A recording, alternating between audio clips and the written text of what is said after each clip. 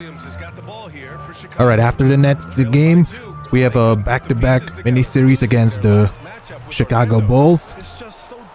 Both the games that were played in this video were really good games at the end. Both of them came up at the clutch. And because of this, I want to have a discussion about the current state of the Chicago Bulls as of the start of the season. They may be in the play-in race right now. They're currently around the 9s to 11s, but they didn't get off to a very lively start. They lost to the Oklahoma City Thunder in their first game. They were down bad against one of the contending teams right now. And looking back to the Thunder, the Bulls head coach right now, Billy Donovan, the coach that used to be a part of that Thunder team that blew a 3-1 lead in the West Finals, he didn't want to stay with the Thunder to do the rebuild to get OKC to where they are today. Right now, the Thunder are currently the second seed in the West. They could go down either to 3 or 4 depending on how well they do, because the playoff race in the West is tight right now. And going back to the Bulls, they had a players only meeting after only the first game of the season. The players didn't want Billy Donovan to be a part of it. And that's not exactly a good sign if you're a Bulls fan, because when you have a players only meeting that after the first game, that's only the first game of the season, by the way, when that happened. It seems to me that the problems are going to be an even long-term one, and they already have other problems such as the Lonzo Ball injury.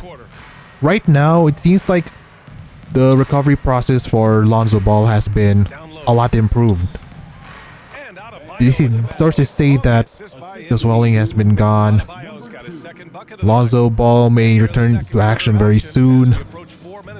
But the problem now is, how is he going to be implemented once Kobe White is becoming even more unleashed as every game passes on, especially when Zach LaVine is out.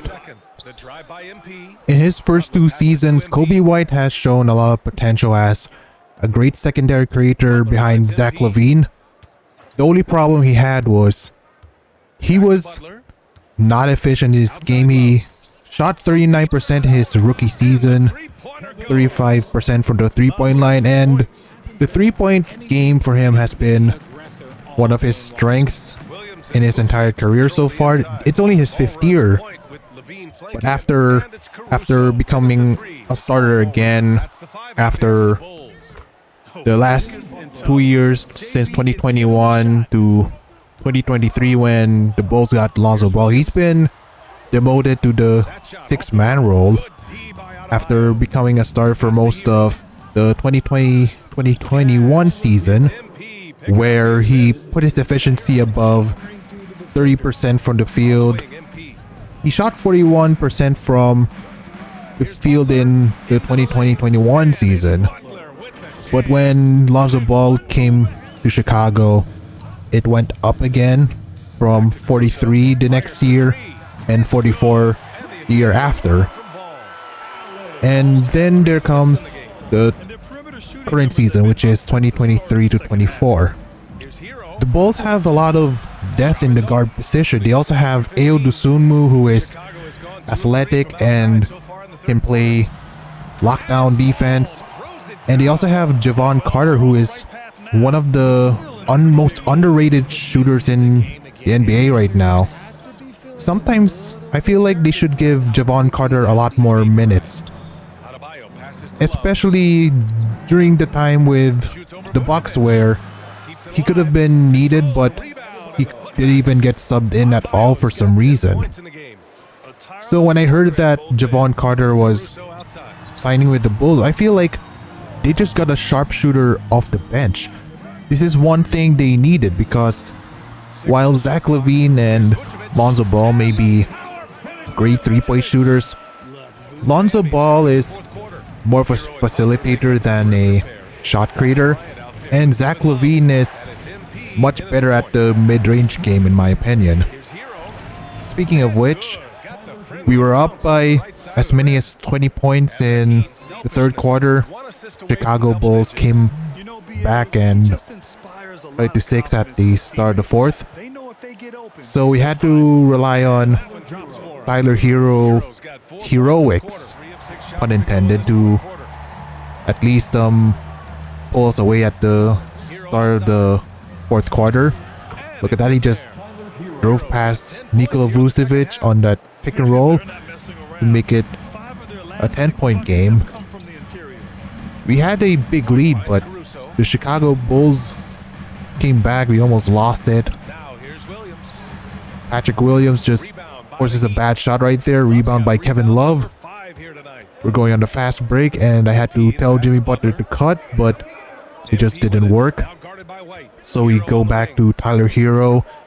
He just shoots a mid-range and he does it again.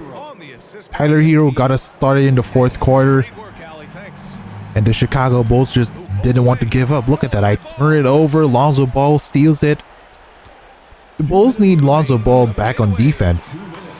They need his perimeter defending, and he is their biggest X factor, because when he went down starting the All-Star break in 2022, the Chicago Bulls were just never the same. They even had the 1 seed in the East before he went down.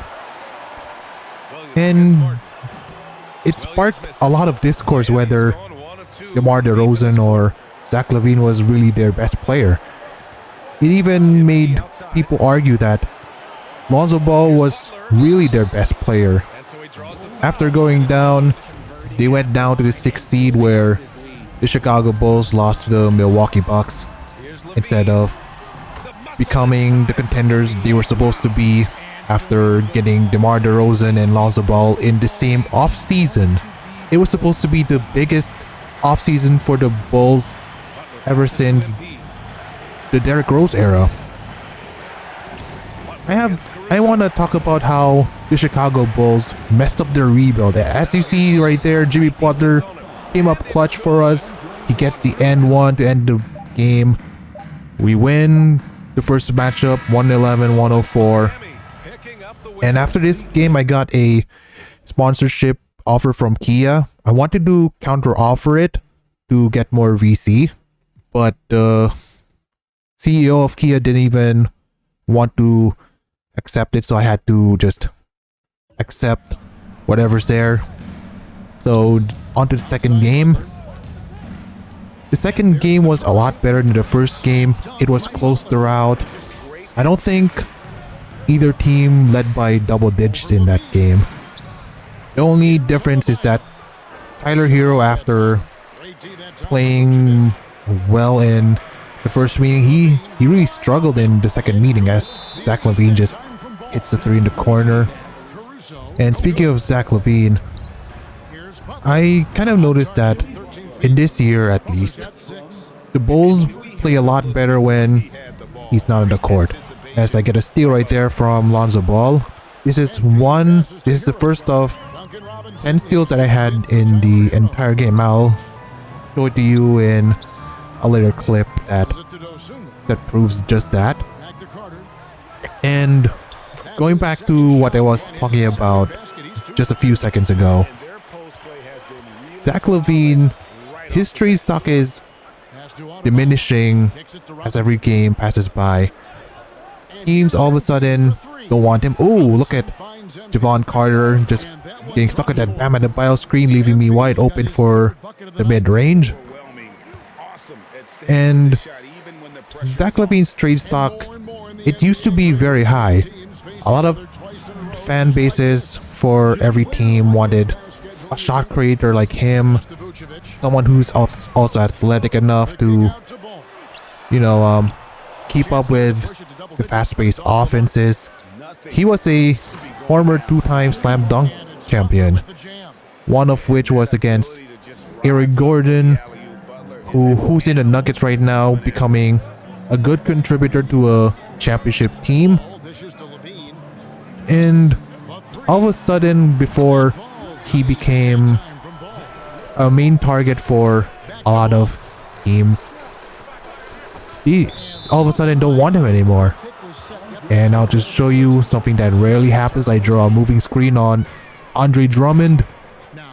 And here's another one right there. I draw one on Zach LaVine. That was Zach LaVine's third foul of the game. He was dealing with foul trouble the entire second meeting that we had. And in the fourth quarter, I didn't even notice it at the time. When I got subbed back in, when we were playing in the clutch again, he was actually fouled out of the game because at the time of recording, I was wondering, why are the Bulls not subbing Zach LaVine in? Is he injured? Or is something wrong that the coach didn't want to sub him in for some reason? Sometimes 2K subs player very late, and as you can see, Zach LaVine just committed his fourth foul. He had to go to the bench in the second quarter because of it. And in 2K, sometimes the rotations can be off. It doesn't matter what team you're playing for. They have fixed rotations. And ooh, I just did a jump pass. Sometimes the jump passes are just impossible to make in this game. And here's another Adebayo highlight. He just pushes Kobe White out of the way. He does a lot of fakes, but he still manages to make the layup anyway, exploiting the mismatch. And in regards to trades, it sounds like Zach LaVine is going through a James Harden phase where the stocks in terms of trades go a bit lower whenever your impact diminishes as time goes on. And there are times where the player's attitude contributes to those trade stocks going down. Teams want players that have high character and positive attitudes and are a good influence in the locker room. They don't want anybody that they would consider a locker room cancer. And there are instances where a team doesn't stay together because of situations like that. Javon Carter was killing us in the clutch, so after the timeout we ran one of my favorite plays, the down screen for Tyler Hero, and if it fails, he cuts right back door for the handoff. Bam Adebayo just alley-oops it to him. I didn't even think Tyler Hero had hops like that. We're down 7, 2 minutes 20 seconds left in the game, so we try one less desperation at the comeback. So I just passed it to Bam Adebayo on the fast break. And the relationships in the locker room go beyond just the players and the coaches. It can also extend to the president of basketball operations, the owner of the team, and even the general managers. Because the general managers are trying to look for players that can fit their skill sets. The skill sets that the team needs, and also the positive attitudes that can keep everyone in the locker room lively and have a great relationship with one another. And look at that right there. Javon Carter hits another clutch three. Like I said, Carter was killing us in the clutch. He was playing over Zach LaVine because LaVine fouled out at the time. And then I answered back with a three of my own. So 1 minute 30 seconds left. I get the steal. That's my 9th steal of the game. And Jimmy Butler just tries to attack it. I don't think we capitalized on the last 2 steals that we had. Right there, I tried to do a step back jumper. I couldn't even get open. So Jimmy Butler just does a lot of fake shot clock winding down. And we get another miss. Look at that. I'm trying to steal it from Lonzo Ball. He's cold right now. And then I do get my 10th steal. But even then, that still wouldn't be enough. Jimmy Butler just misses another shot in the clutch. That is so unusual for him to miss 2 easy ones. We lose the second meeting by 7 points. We tried to come back, but it ultimately wasn't enough. I have more to discuss about the Chicago Bulls, but it'll be in a future video because we have another back-to-back to them very soon. Come on, I steal it from Devonte Graham. Oh, Pat Adebayo! He just posterizes Victor Wembanyama on that alley-oop. Let's run that replay again. That was nice. Look at that.